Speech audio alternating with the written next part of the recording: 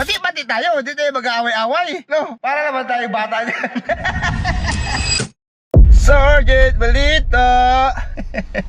Nagbasa-basa ako kanina ng mga ng mga comment doon sa mga previous na mga content ko. O, ang dami ko talaga content talaga. Ang dami ko mga nababasa na kung ano-ano. Marami tayo basher. Yung iba, sinasabi pa nila na kaya daw ako umalis serbisyo kasi takot na ako mag-operate. Wala daw paninindigan, mga ganun ba? So sa totoo lang, no, karamihan naman sa amin ng mga umalis, kagaya ko, yung mga nag-proper, nag-awol, o kahit ano pang klase ng pag-alis ng serbisyo, hindi naman ibig sabihin nun na takot mag-operate, takot na umakyat ng bundok. Marami ka dyan na active pa ka, takot ka mag-operate eh. Ayaw ko sumama sa operate, di ba? Oh, tapos kami pa kaya, no? Kung ang basehan lang naman siguro, kung bigyan lang naman siguro ng standard yung serbisyo na meron kami, kung sa grading system na siguro, malamang siguro nasa 51% din yung grade ko dyan. Oh, mas may experience pa siguro ko sa karamihan, o di kaya nasa 50% na sundalo, mas may experience pa ako. Oh.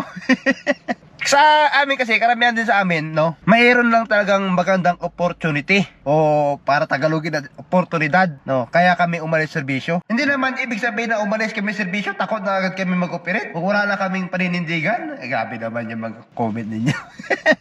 Yung isa dyan, ha? Oh, na-spice pada ka pa sa dibdib. Ikaw lang talaga nag-isa na nabasa ko na nag-comment ng ganon.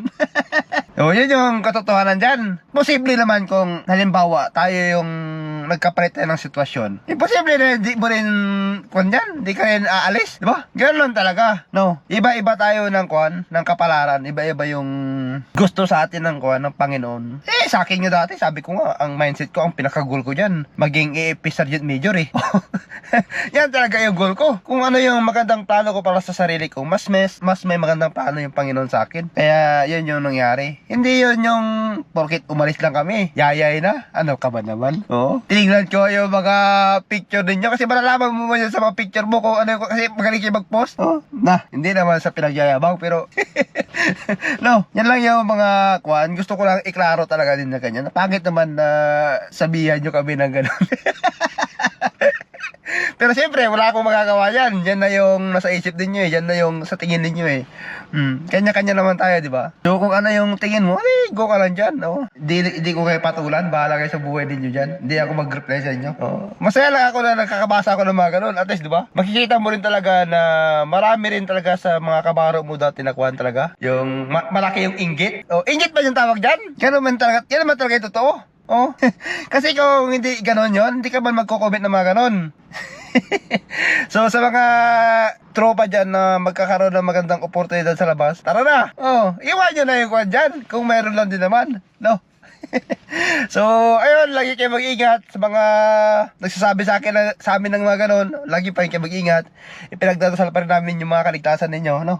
Bati-bati tayo, hindi tayo mag-aaway-away, no? Para naman tayo bata dyan. So ayun, ingat. God bless.